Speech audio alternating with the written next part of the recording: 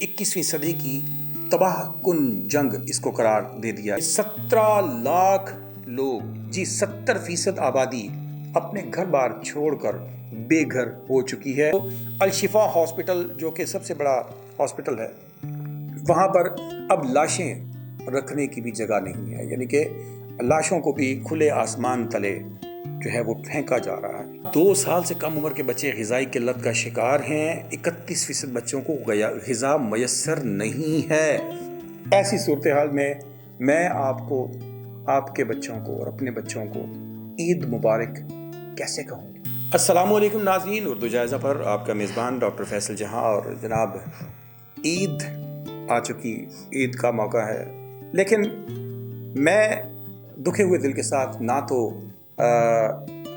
ईद मुबारक का लफ्ज़ इस्तेमाल करना चाहता हूँ, ना ही ईद इस मौका पर खुशियों की कोई ऐसी लहर लेकर आई है कि जिसको हम सेलिब्रेट करें, जिसको हम मनाएं, जिसकी हम खुशियाँ मनाएं। बिल्कुल भी नहीं।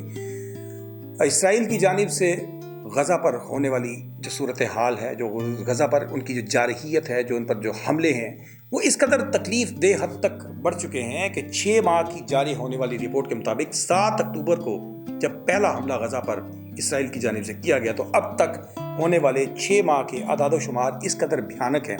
और सूरत हाल गज़ा में ख़ास तौर पे बच्चों के लिए, मासूम बच्चों के लिए, क्योंकि ईद तो है ही बच्चों की, तो इन मासूम बच्चों के लिए इस कदर भयानक सूरत हाल बन चुकी है कि इस मौका पर ईद मनाना और ईद की खुशियाँ सेलिब्रेट करना बड़ा मुश्किल नज़र आ रहा है।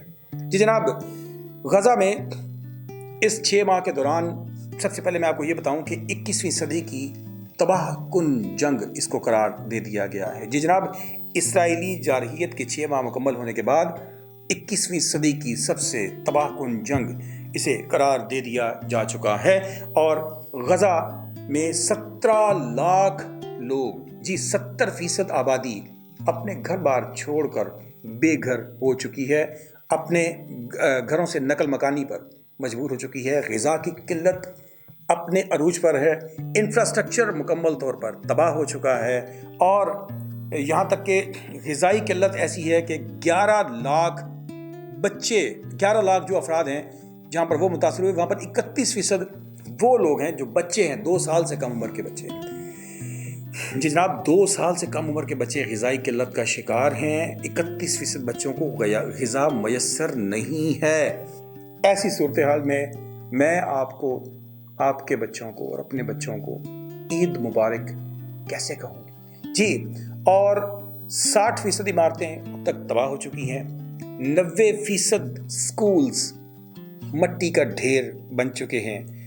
जी जनाब, 36 में से 26 हॉस्पिटल्स जो हैं वो उनको ज़मीन बोस कर दिया गया है। सिर्फ 10 हॉस्पिटल इस तमाम आबादी के लिए वहाँ पर इस वक्त मौजूद हैं, उनको भी काम प्रॉपर वे में नहीं करने दिया जा रहा। जी जनाब, अरब मीडिया के मुताबिक तो अल-शिफा हॉस्पिटल जो कि सबसे बड़ा हॉस्पिटल है, वहाँ पर अब लाशें रखने की भी जगह नहीं है, यानी कि लाशों को भी खुले आसमान तले जो है वो फेंका जा रहा है, और दफन करने के लिए ज़मीन तक मयस्सर नहीं है। यहाँ तक कि बॉडीज़ के पार्ट्स जो हैं, बतौर मीडिया के बकौल के बॉडी के जो जिस्म के हिस्से हैं, जो आज़ा हैं, वो कब्रों से बाहर पड़े हुए बाकायदा देखे जा सकते हैं। तो ऐसी सूरत हाल में मैं आपको, ख़ुद को, अपनी फैमिली को, आपकी फैमिलीज़ को ईद मुबारक कैसे कहूँ। जी जनाब, 227 मसाजिद जो हैं वो अब तक शहीद की जा चुकी हैं। 3 गिरजाघर जो हैं वो गिराए जा चुके हैं।